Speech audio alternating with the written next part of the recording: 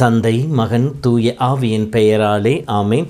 மூவொரு கடவுளுடைய அருளும் ஆசீரும் பாதுகாப்பு வழி நடத்துதலும் உங்களோடு இருப்பதாக. பாஸ்கா காலம் 6வது ஞாயிறு. இயேசுவில் என் அன்பார்ந்த சகோதர சகோதரிகளே, இயேசுவின் விண்ணேற்பு விழாவை நெருங்கிக் கொண்டிருக்கின்ற நாட்களிலே இயேசு தூய ஆவியானவரை பற்றியும் அவருடைய செயல்பாடுகளை பற்றியும் தான் இந்த உலகிலிருந்து விண்ணேற்றம் அடைவதற்கு முன்னால் தன் சிறர்களுக்கு கொடுக்க வேண்டிய கொடைகளை பற்றியும் தெளிவாக பேசுவதைத்தான் இந்த நாட்களிலே நமக்கு வாசகமாக கொடுக்கப்பட்டிருக்கின்றது. தன் இறப்பை நெருங்குகையில் இறப்பின் தருவாயிலே 2 கொடைகளை தன் சீடர்களுக்கு கொடுத்தார். கடைசி இரா உணவின் பொழுது தன்னுடைய இரத்தத்தையும் உணவாக பானமாக கொடுத்து நற்கருணையை ஏற்படுத்தி குருத்துவத்தை நிலைத்திருக்கச் செய்தார். 2வதாக இயேசு சிலுவையிலே தொங்கிக் கொண்டிருக்கின்ற பொழுது யோவான் 19 படிப்பதை போல தன்னுடைய தாயை நம் ஒவ்வொருவருக்கும் தாயாக கொடுத்து இறை உறவிலே இறை மாதிரிகளை வாழ நமக்கு பணித்திருக்கின்றார். இப்படி சாகும் தருவாயிலே நமக்கு கொடையாக தன் உடலையும் தன் தாயையும் கொடுத்த இறைமகன் இயேசு இதோ சாவை நெருங்கிக் கொண்டிருக்கின்ற நாட்களில் இந்த கடைசி போதனையின் பொழுது திருத்தூதர்களுக்கு ஒரு சில கொடைகளை கொடுக்கின்றார். அவைதான் இன்று நமக்கு நற்செய்தியாக கொடுக்கப்பட்டிருக்கின்றது. முதலாவதாக கடவுள் கொடுக்கின்ற கொடை என்ன என்று சொல்லி பார்க்கின்ற பொழுது குடியிருப்பது. உங்களோடு நாங்கள் குடியிருப்போம் என்பது. வார்த்தை மனு உருவானார், நம்மிடையே குடிகொண்டார் என்று சொல்லி யோவான் 1:14 படிக்கின்றோம். குடியிருப்பு என்பது கூடாரம் அமைப்பது என்பது உடன் வாழ்வது.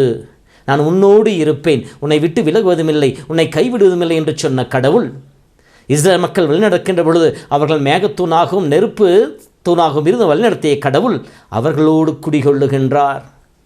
அந்த கூடாரத்திலே தங்குகின்றார்.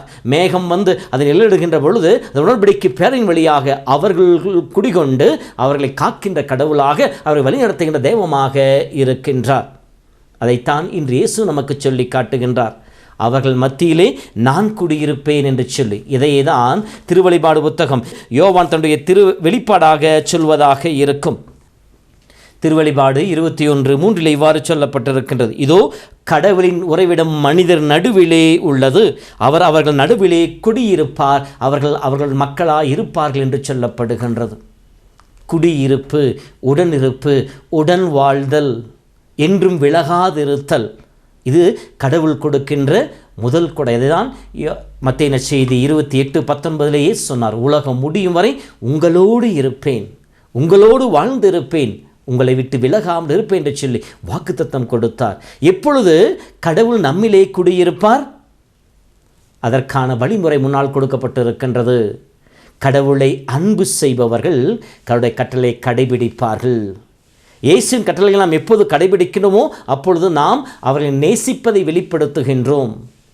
நம் தாய் தந்தையரை அன்பு செய்கின்றோம், அவர்கள் சொல்வதற்கு கீழ்ப்படுகின்றோம்.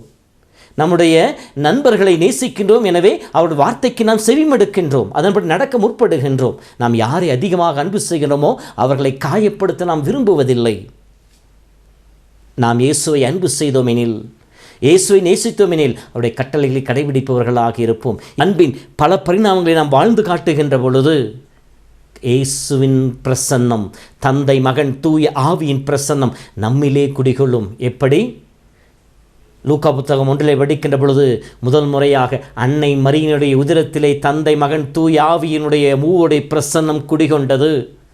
அவள் உள்ளத்திலே மகிழ்ந்தால் என் ஆன்மா ஆண்டவரை ஏற்றி போற்று என்று சொல்லி மகிழ்ச்சியால் துணினால் அவர் சென்ற இடங்களிலும் அந்த மகிழ்ச்சியை பகிர்ந்து கொடுத்தார்.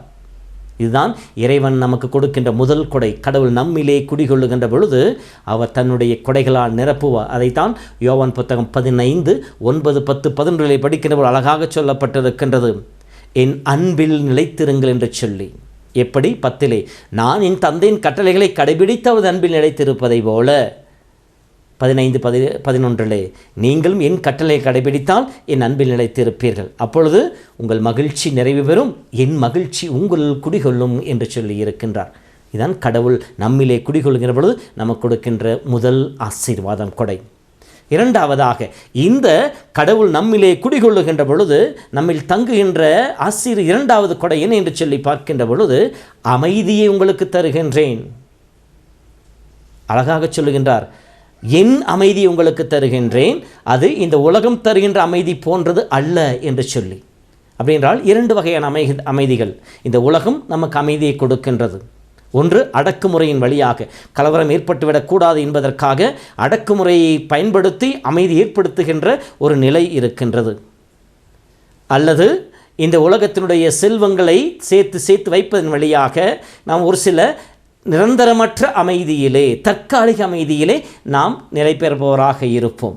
ஆனால் இயேசு கொடுக்கின்ற அமைதி அப்படி பட்டது அல்ல, இந்த உலகம் தருகின்ற அமைதி போன்றது அல்ல. ஏனெனில் துன்பத்தின் மத்தியிலும் இயேசு அமைதியாக இருந்தார்.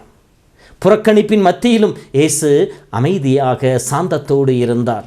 தன்னை வெறுத்த பொழுதும், தன்னை காட்டிக் கொடுத்த பொழுதும், தன்னை மறுதலித்த பொழுதும் இயேசு நிதானம் இழக்காமல் அமைதியாக இருந்தார். எல்லா சூழ்நிலைகளும் உள்ளார்ந்த அமைதி அவரை ஆட்கொண்டதினாலே வெளி நிகழ்வுகள் எதுவுமே அவரை தாக்கவில்லை.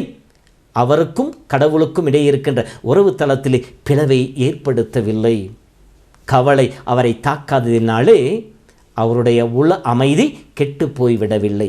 இந்த அமைதியை துன்பத்தின் மத்தியிலே, துயரத்தின் மத்தியிலே, எதிர்ப்புகள், ஏமாற்றங்கள், வேதனைகள், புறக்கணிப்புகள், சங்கடங்கள் இவற்றின் மத்தியிலே நாம் கடந்து போய் கொண்டிருக்கின்ற சூழ்நிலைகளிலே உள்ளத்திற்கும் இல்லத்திற்கும் தேவையான அமைதியை கடவுள் கொடுப்பவராக இருக்கின்றார். எனவே தான் இயேசு பிறந்த பொழுது சொல்லப்படுது, பூவுலகில் நல் மனதவருக்கு அமைதி உண்டாகட்டும் என்று சொல்லி.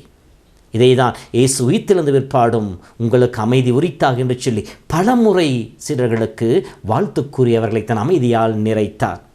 இந்த எதிர்ப்பும் ஏமாற்றமும் அவர்களை குலைத்துவிடக்கூடாது என்பதற்காக தன் அமைதி அவருக்கு கொடுத்தார். அதே அமைதியை தான் இயேசு இன்று நமக்கும் கொடுக்கின்றார். என் அமைதி உங்களுக்கு கொடுக்கின்றேன். எல்லா சூழ்நிலைகளிலும் தழும்பாமல் இருக்கின்ற நிறைக்குடமாக இருக்கின்ற அமைதியை நான் உங்களுக்கு தருகிறேன் என்று சொல்லி இரண்டாவது கொடையாக கொடுக்கின்றார்.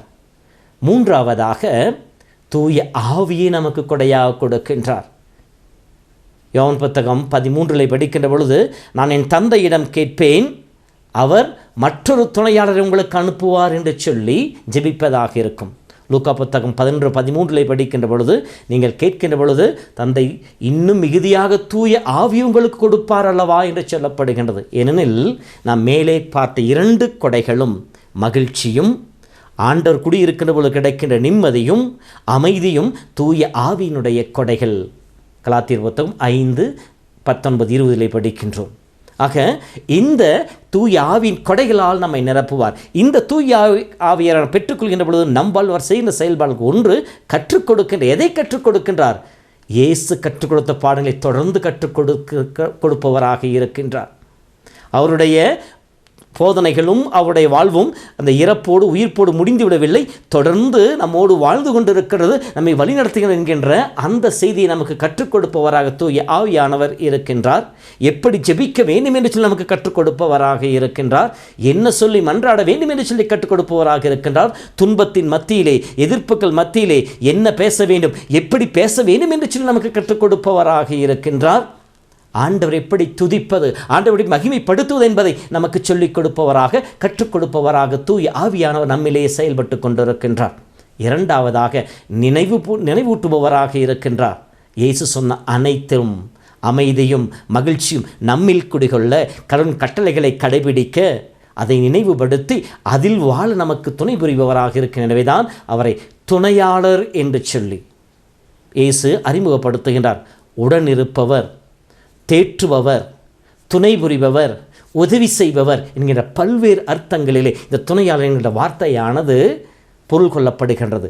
இந்த துணையாளரை கடவுள் நமக்கு துணையாக கொடையாக கொடுத்திருக்கின்றார். ஆகவே அன்பு சகோதரமே, இந்த நாளிலே யோசிப்போம்.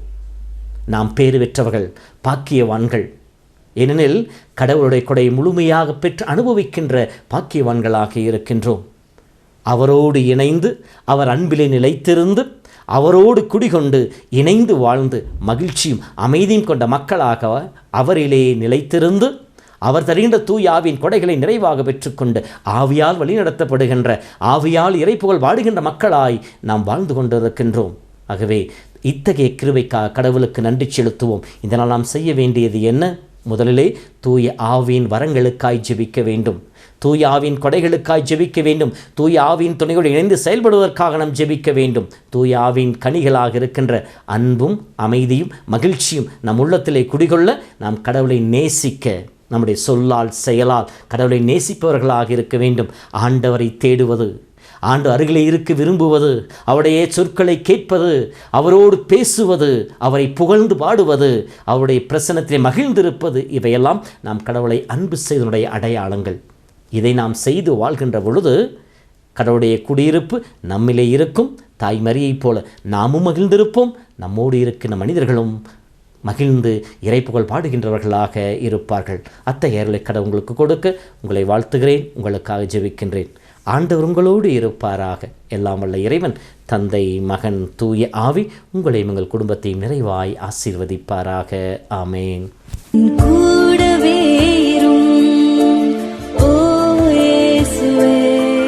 நீரில்லாமல் நான் வாழ முடியாது. என்